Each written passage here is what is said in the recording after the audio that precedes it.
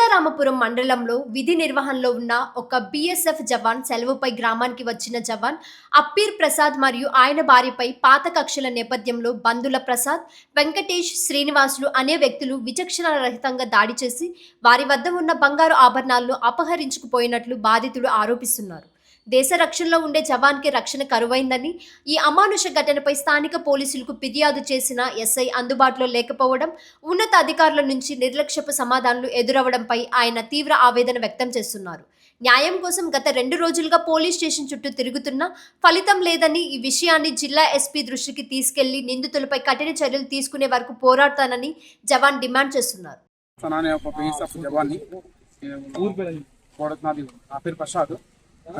గ్రామ సీతాపురం మండలం, నెల్లూరు డిస్ట్రిక్ట్ నాది.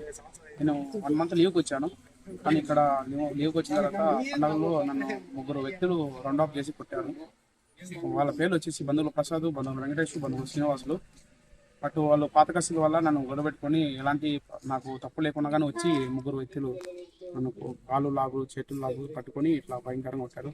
మా వైపు దగ్గరలో ఉండి వచ్చితే అడ్డం చేస్తే ఆమెను కూడా వచ్చి లాగి కొట్టి బంగారంతా లాగి కింద పడేశారు. నా గోల్డ్ లాగి అంతా చేయనంత లాగి కింద పడేశారు. నాది గోల్డ్ సగం వాళ్ళ దగ్గరే ఉంది, తీసుకున్నారు, ఇంకా ఇవ్వలేదు. బట్ నేను వచ్చి సీతారామపురం మండలం వచ్చి నేను రిపోర్ట్ చేశాను 10:30కి. అక్కడ ఎవరు లేరు. అక్కడ మా ఎస్ఐ గారు లేరు, బయటికి వెళ్ళారు. టైం పడుతుంది, కూర్చోమన్నాను. నేను 4 hours కూర్చున్నాను, అంతవరకు ఎవరు లేరు. మరి ఎస్ఐ గారికి ఫోన్ చేశాను. ఫోన్ చేసి నేను ఇక్కడ బిజీగా ఉన్నాను, వస్తాను, వెయిట్ చేయమన్నారు. అలా నాకు రాలేదు. మళ్ళీ నెక్స్ట్ డే వచ్చేసి నేను మళ్ళీ అలానే జరిగింది. నేను బిజీగా ఉన్నాను, వస్తాను, రాలేదన్నారు. కానీ మధ్యలో నేను లంచ్కి వెళ్ళాను, అప్పుడు వచ్చిపోయినానంట. కానీ మాకు కాల్ చేయలేదు, ఏం చేయలేదు.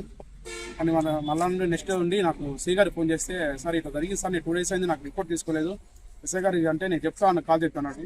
నేను చేస్తే వస్తా, కూర్చున్నాను. 1 hour తర్వాత కూర్చున్నాను. మళ్ళీ సీ గారికి ఫోన్ చేస్తే మళ్ళీ అతను ఏం మాట్లాడాడు, కాల్ చేస్తే నాకు సిఆర్పిఎఫ్ బిఎస్ఎఫ్ డ్యూటీ వల్ల కాదు, ఇట్లా 8 hours డ్యూటీ వల్ల కాదు చేసి కూర్చోడానికి.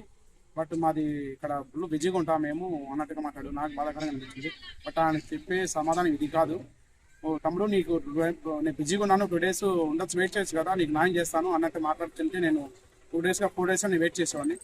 తర్వాత నేను ఇట్లా అనే తర్వాత అతను కాల్ చేయడం కట్ చేశాను. నేను రేపు మండే నెల్లూరు స్పందన తెలుసు, మేము అక్కడికి వెళ్దాం అనుకున్నాను.